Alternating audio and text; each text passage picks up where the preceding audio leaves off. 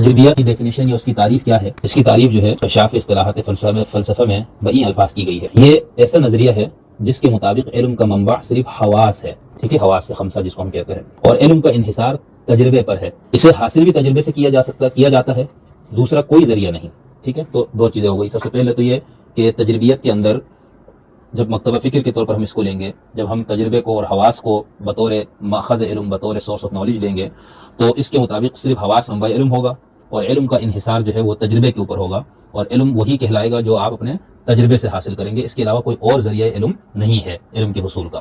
جب اس نقطۂ نظر کو مانا جاتا ہے تو پھر کچھ چیزوں کا انکار لازمی آتا ہے۔ مثال کے طور پر غیر تجربی یا بدیہی تصورات کا انکار لازم ہو جاتا ہے۔ ہم نے عقلیت پہ بات کرتے ہوئے، ریشنلزم پہ بات کرتے ہوئے یہ بات کہی تھی کہ قبل تجربی اور وہابی تصورات کو تسلیم کیا جاتا ہے ریشنلزم میں، لیکن تجربیت میں اس کا انکار کیا جاتا ہے۔ اسی طرح عمومی اور ابدی صداقتوں کا انکار کیا جاتا ہے، اور پھر اسی طرح جبلی یا ارثی اور پیدائشی علم کا اس میں انکار کیا جاتا ہے۔ اسی طرح جو ایسے علم کا بھی انکار کیا جاتا ہے جس میں ماضی، حال یا مستقبل کے تجربے کو کوئی دخل نہ ہو، ٹھیک ہے۔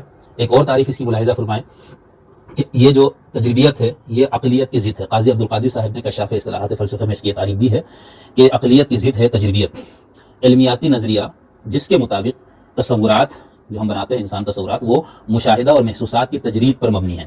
تجربہ علم کا واحد ذریعہ یا مبدأ ہے۔